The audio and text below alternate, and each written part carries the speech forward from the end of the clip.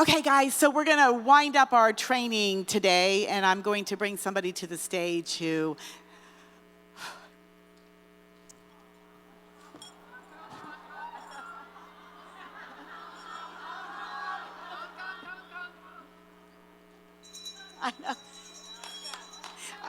I know, y'all. I should just bring them out. You know, we always coming out? No. Did you call me? No. No?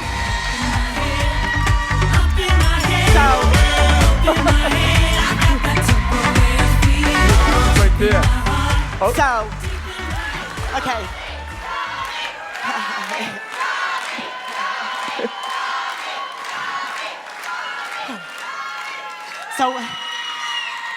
So what I wanted to say, and now I can't say, you know, there's people in your lives that come into your life for a very special reason. And Tommy and Rita have been one of those people for me.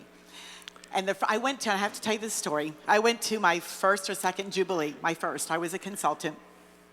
Tommy and Rita were being recognized on stage for being top 10 in the nation. And they got up and we were sitting, we used to go to I'm not old, but I am seasoned, okay? So when we went to do our Jubilees over in the auditorium at the home office, that's where I went when I first joined Tupperware. So they were running down the aisle and my distributor said, oh, look, there goes Ken and Barbie. So I honestly thought for years that his name was Ken and Rita was Barbie, and I called him Ken and Barbie. She's very gullible. She's very gullible. I know. So I knew them from afar, and I always admired them. The second time I got to be with Tommy, Rita wasn't there. We were recognized for being top 20 in the nation for the first time, and I was like blown away. And Tupperware was taking us out to dinner, and there was like 5 limos, and 4 people got to go into a limo to this dinner, and I got inside the limo, and Tommy was sitting there, and I was like, oh my God. I didn't realize it was that scary. No, it was like, I didn't know what to do. I was like, oh my stars and garters, it's Tommy. And then I had the joy and the honor and blessed to be able to move to New Jersey and take over our 3rd distributorship in New Jersey. Okay. I became a Jersey girl. And then I actually got to work hand in hand with Tommy in that region, and we sat on distributor council together.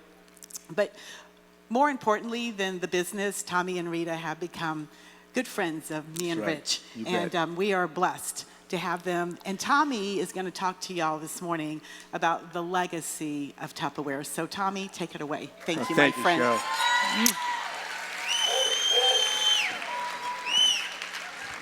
That's my parents up there on the screen, Ann and Tom Damigella.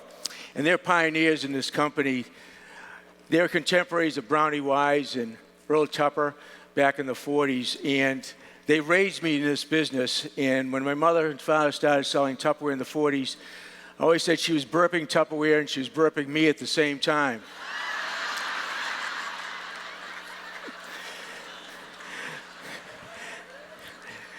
This was given to me by my managers for my 25th anniversary in the business as a distributor, right, Stephanie?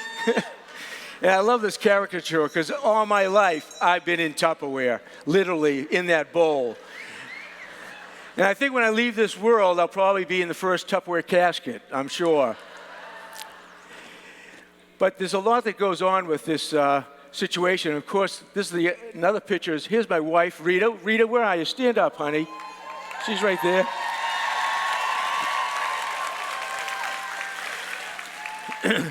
And she, too, is a Tupperware baby. Her mother and father worked for my parents as managers in 1955 when she was born, so she's known Tupperware all her life also. So we've had the pleasure of growing up in this business. And I got other friends out there like we have Maria Mariano. She grew up in this business. Lavon.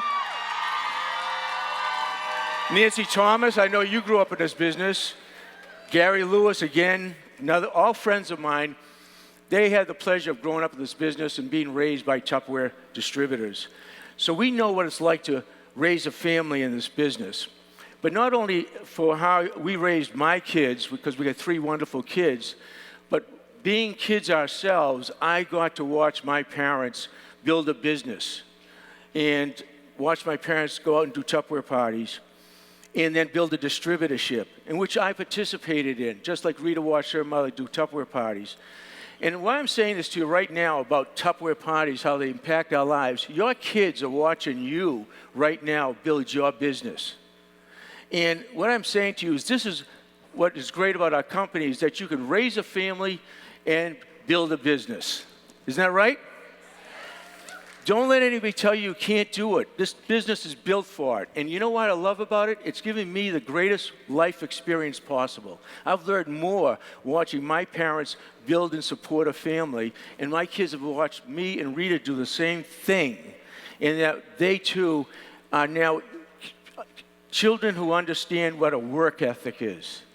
They know you work for what you get in this life. They don't take anything for granted. Isn't that right?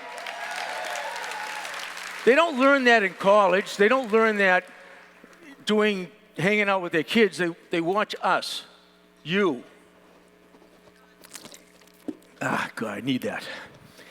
And that's the truth. And I'm telling you, keep that in mind. And I want to share that with you today because really it is unique that I have the pleasure of growing up in this business and in watching and helping other people raise their families.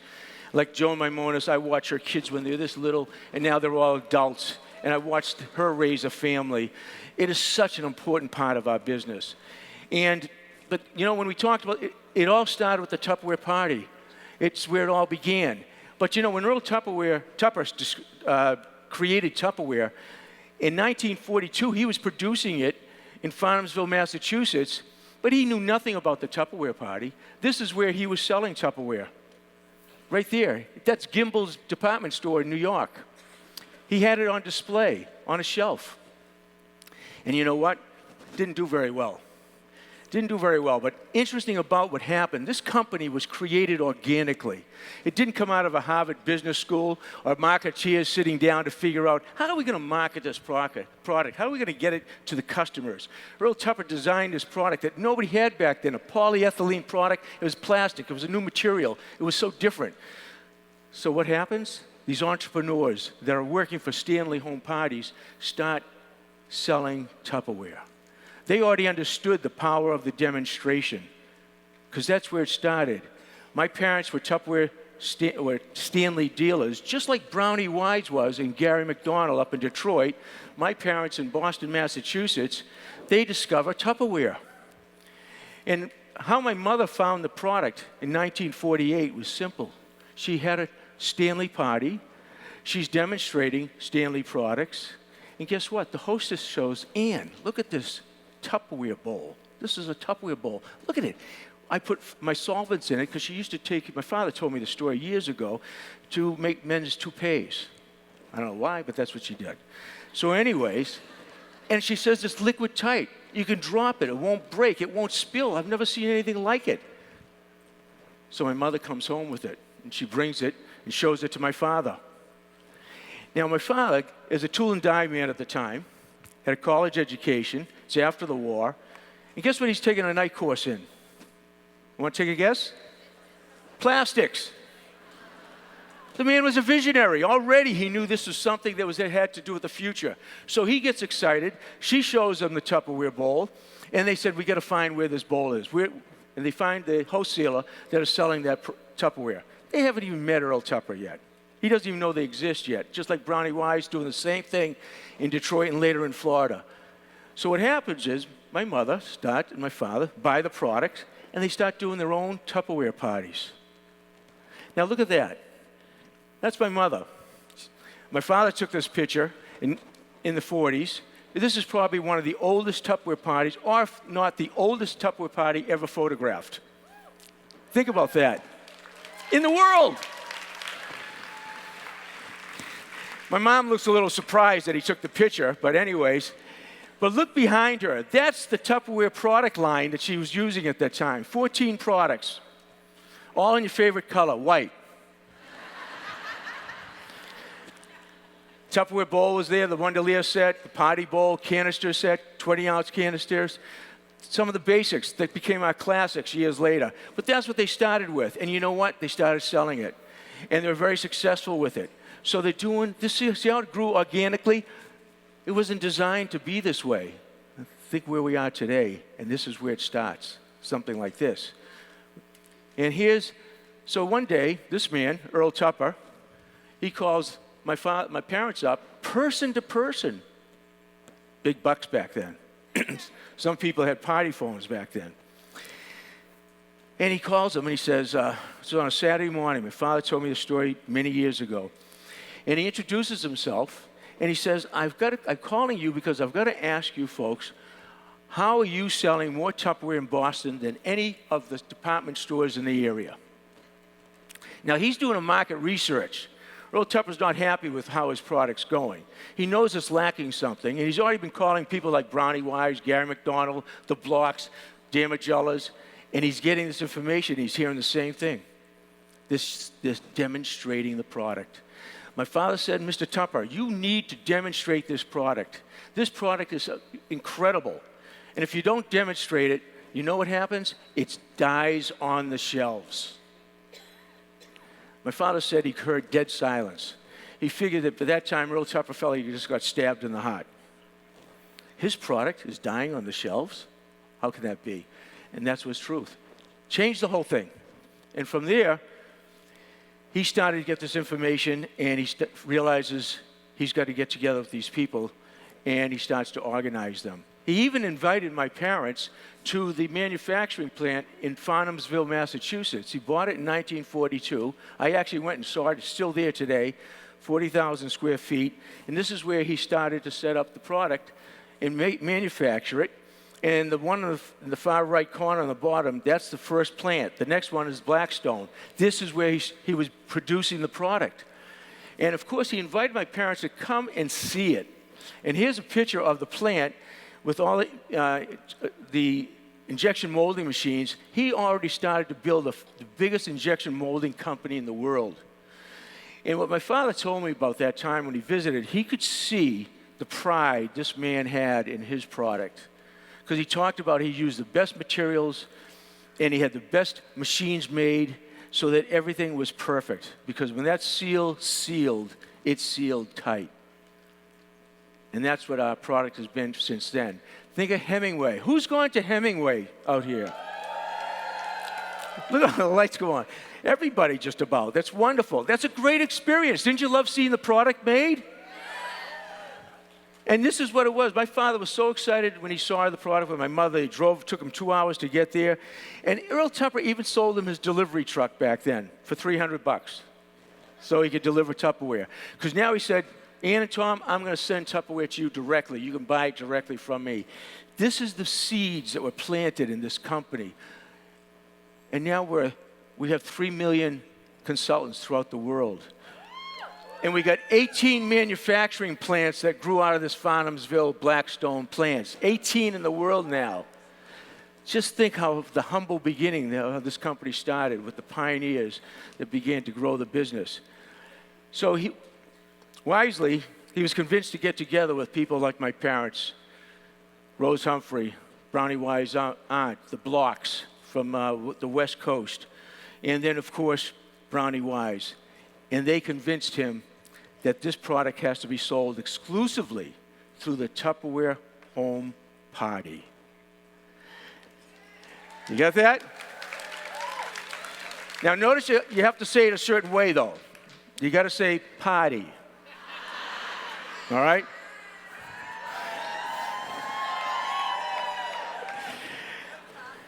It's all about the party. And this is when the magic happened. Earl Tupper meets Brownie Wise. He knows she's a charismatic person. She's inspirational. She's passionate about selling the product. And he makes a great decision.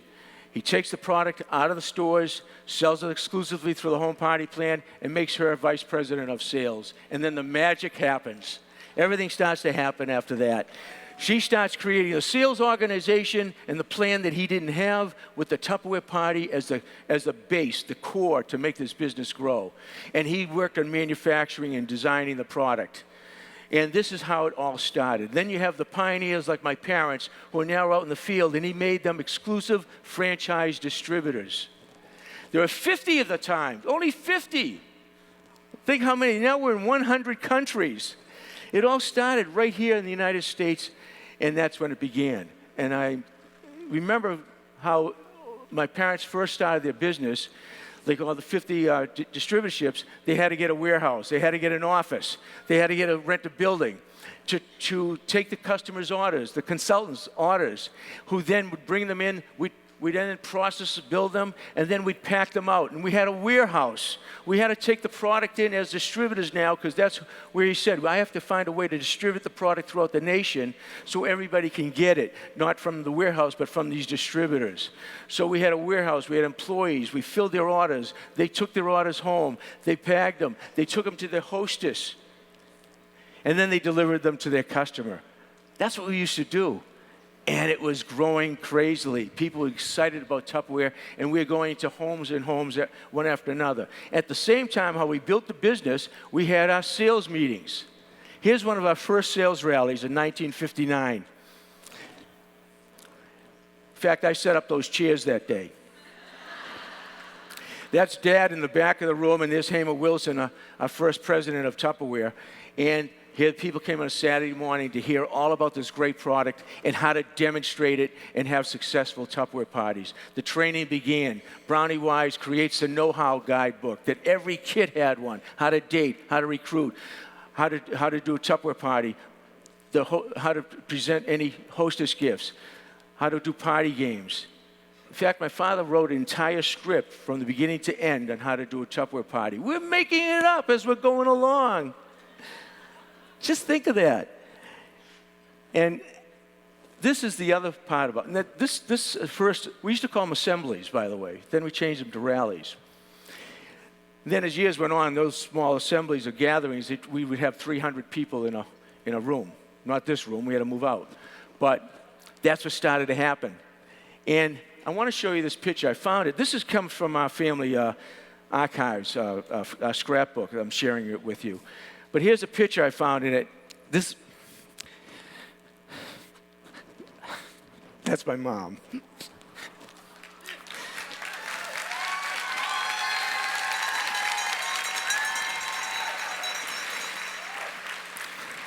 Now look at that smile on her face. She just started her Tupperware business. She had her own business as she's sitting at that desk in 1951 when they got the franchise and started this business. She came from Sicily. She was an immigrant, and this is her American dream. And you know that?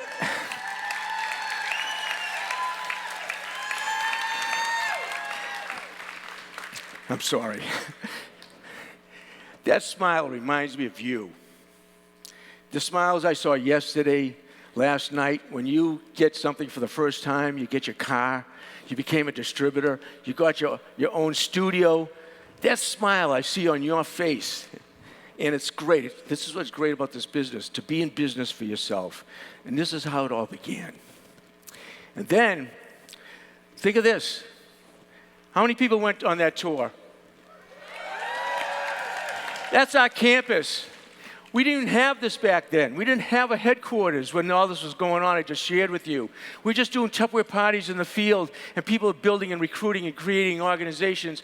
And Brownie Wise is holding a distributor conference, the first one in Miami. We didn't even have a headquarters yet. Then she went up to Montreal for the second one. But this, I'm showing you this one because this was done in 1970. It was a beautiful building, and I always thank CEO and Chairman Rick Goings for not selling this property, because they were, management in 1993 were thinking about selling it. And it's beautiful. That's our home. But here's our first home. When Earl Tupper in 1952, he bought 1,000 acres of swamp in Florida. Nobody wanted to buy any property in Florida back then. There's no air conditioning. Think about it. But this is the first building that we built, and this is where Brownie Wise started to create the sales plan and organize. This became our campus, and it's right behind what we called back then Pauley Lake, excuse me. And my parents actually were there in 1952 or 53 it was, when they actually had the groundbreaking. And next to Brownie Wise is my mother and my father, and there were 7 other distributors there that were invited to be part of the special ceremony. And Why were they there? Because she already created a national sales program where she incented people to think big and grow the business and experience things that only maybe in Tupperware you can find.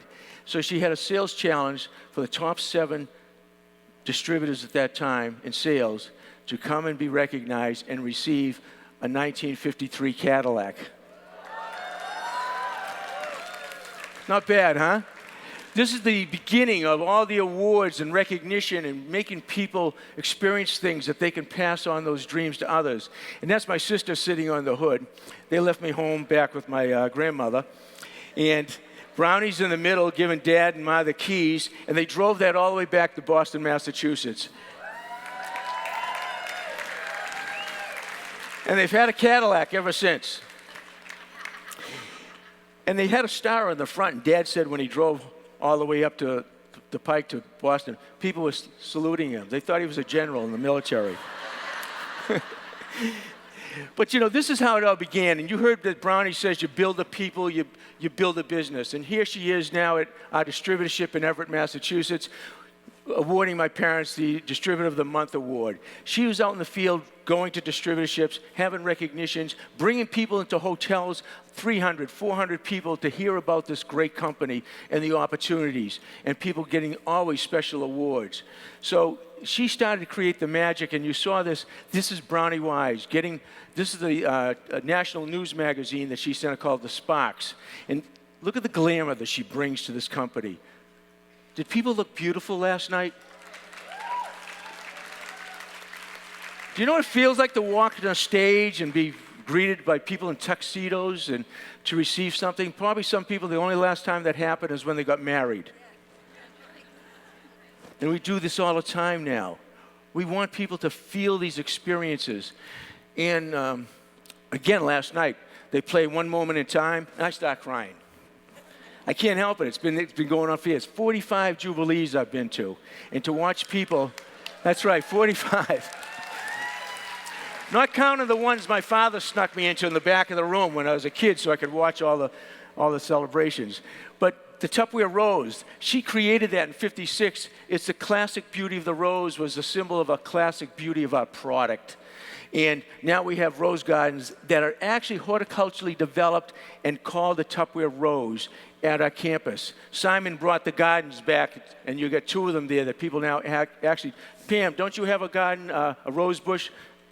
You do, that's right. Your name's right in front of it. That's right. It's a great symbol. And then the Vanguard recognition. She created all this. She wanted people to feel something that they're part of a culture of a company that nobody else was doing. And she's getting ready now, and this is why she ended up on the magazine of being the first woman ever to be on the Business Week magazine in 1954. That's right. What an honor. We're making noise with Tupperware parties. People say, what's this going? But then they saw about the Jubilees, and that's the night when she had the first Jubilee, the Big Dig. So here people come all the way from the country. They go down to the swamps of Orlando and go down to our campus and experience things that they never did, digging for prizes and having recognition, cars being given away, things that if you can believe it, you can dream it, you can do it. And this is what she taught people, and this is what my parents were teaching people. We were developing this. You heard Jim talk about it last night. You heard Tricia talk about it this morning. This is who we are. And this is really who we are. This is what we look like. Here we are at Jubilee. These are many different Jubilee sessions we went to, different uniforms, different themes. We had so much fun in this company. And I tell you, what started in the 50s with Brownie Wise and the pioneers that I just shared with you, you know, that culture was passed on, that philosophy, that creed, to people like Joe Harra, this man in the middle. Jim mentioned him last night. He was a personal friend of mine, my family, and he just passed away. But for 20 years, this man inspired us in this company. Do people know Joe Harra here? Great man. And there's Rick Goings invited him to have a Joe Harra Day. And again, another wonderful event. And it took people like Joe Harra, Phil Grasso, Hamer Wilson, Galen Olson. How many people remember Galen Olson? All right. Glenn Drake. How about another president? All these men and women, they took us in the direction, and they kept us going. The party was the core of the business, and if you build the people, you build a business. And all this was happening. And then we have, of course, Stanova. He brought that core of the business right back, right? And now, you know, Jim Belonzi, this man grew up in the business, 40 years in this business. He gets it. He knows it. So that's why everything I've talked about this all happened because of Tupperware parties. We wouldn't have had anything I talked about if we weren't out there doing these parties, inviting people in the comfort of their friend's home, a hostess that invited her friends, her neighbors, her family to see the product, not selling one-on-one, but in a group setting. We know that it's contagious. People sell to themselves, and they can have fun, and they want to have social gatherings. Even today, people do it. We were the social media before they even know what it was all about. And back then, so slowly we started to create hostess gifts. You see the percolator, the electric percolator in the foreground? And then there's a chafing dish. Those are some of the first hostess gifts we brought. We're kind of like dressing up the party, giving hostess incentives, because without the hostess, we won't have a party, right?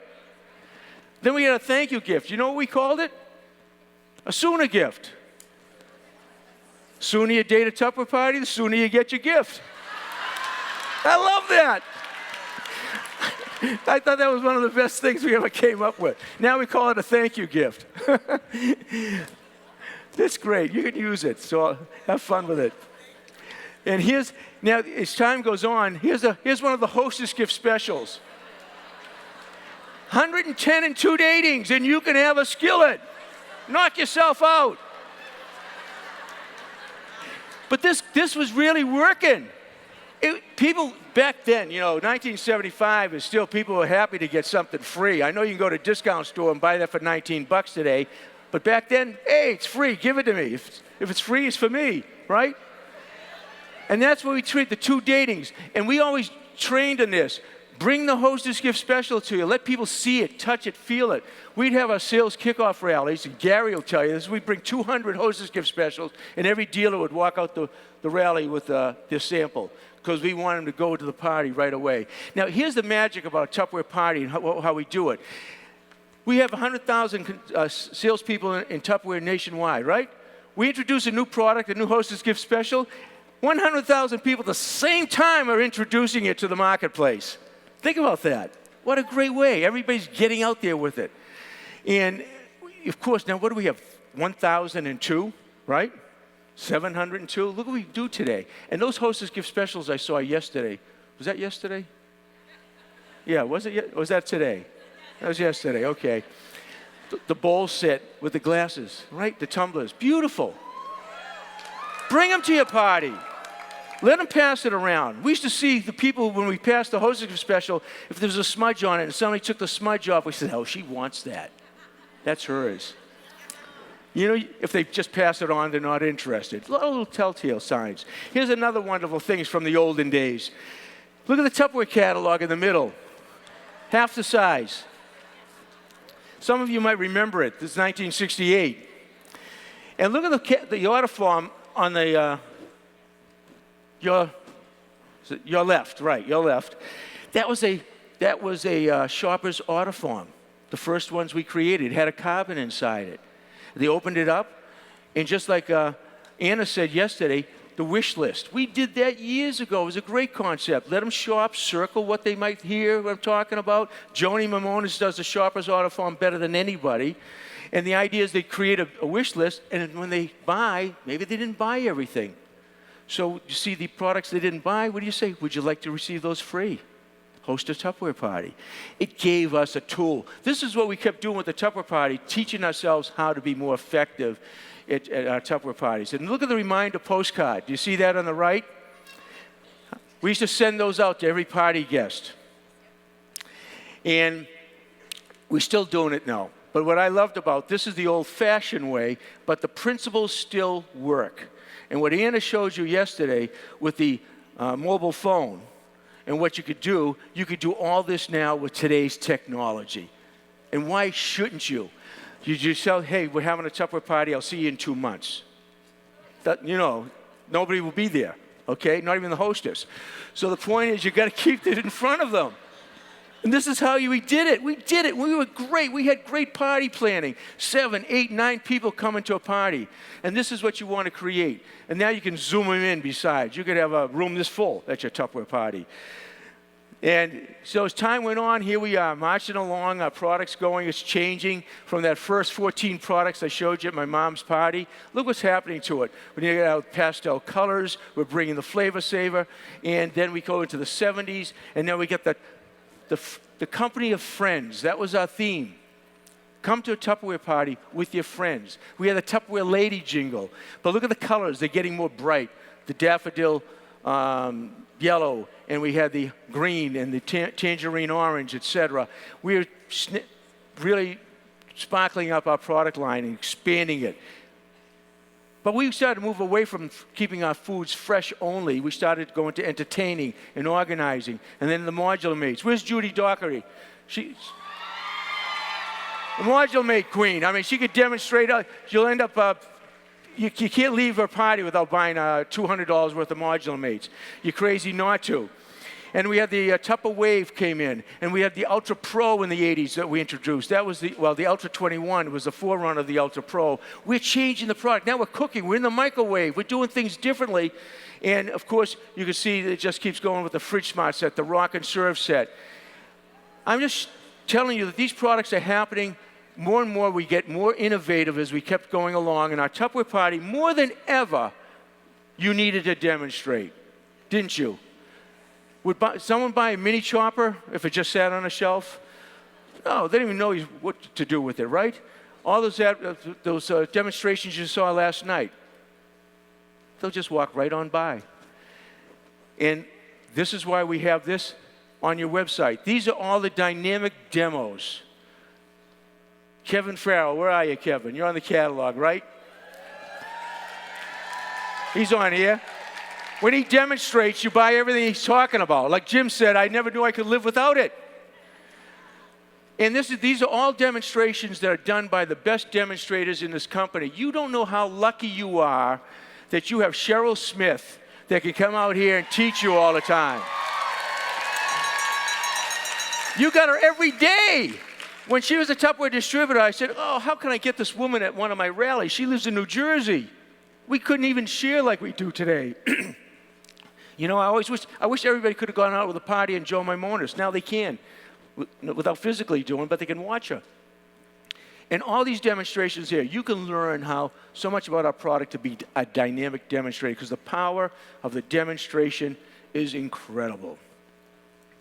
And I think about when Maria Mariano, where's Maria, my dear friend? Listen, this lady and her organization, $22 million in sales in 1 year, or more, I don't even know.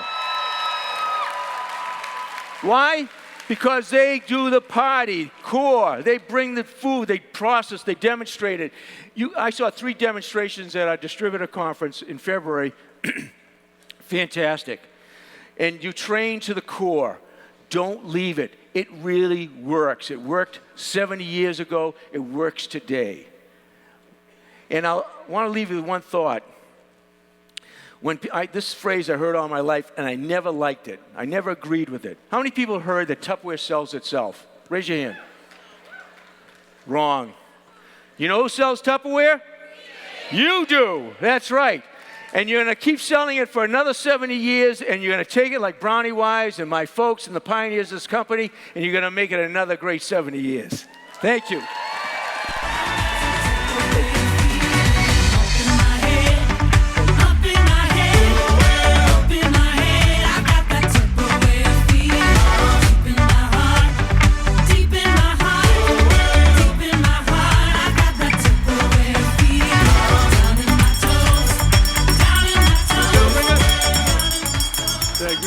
Oh, you did better than good. You know, about once a year I get back to my home in Rhode Island, visit my Your roadie. my family and friends, and when I come back after a week, I sound just like Tommy. You know, my kids don't even speak like me. They keep correcting me. They do, Jim. Yeah. And my mother, there were no R's in her whole vocabulary. We threw that letter out a long time ago. But you know what? All of us here at home, we owe so much to you, your family, the 50 distributors you talked about. They were truly the pioneers in Tupperware, as you said. But to take truly a bowl company, as I mentioned, and to turn it into what it is now with the relationships and the opportunity, and that's what they did. Of course, they had to do that. That wasn't Earl's gig. No, it He was wasn't. an incredible manufacturer, and just to take that product, and here we are, and we owe it, and we owe thanks I appreciate to it. all Thank of you. you for us, because we would not be here. Well, it's a wonderful legacy. It is. And the legacy is now yours. Yes. We're passing it on. And we have a very special gift. You can't leave Tupperware stage without a gift, right? No, I guess not. And this is very special. Oh, jeez. And what this is a printing press plate Oh, that's so sweet. that was used when Earl was doing his manufacturing company, and he was a molder, and he That's would right. manufacture for others. So it's an advertisement, and it features the products he was making, and it also has the Tupper Corporation in Farnhamsville, right. Mass, and it has, remember, his New York office that he had tried, for the sales side of it. And this is the plate. Of course, it's reversed, and here's what the advertisement looked like on that. We still got the best molding machines in the world, Absolutely, don't we? absolutely. That's great. So- Thank you so much. you. Oh, Very that's special. such a wonderful. Thank you so much. Thank you, Tommy. Thank you so much for being here. This is great. All right. Tommy Damigella. Love you.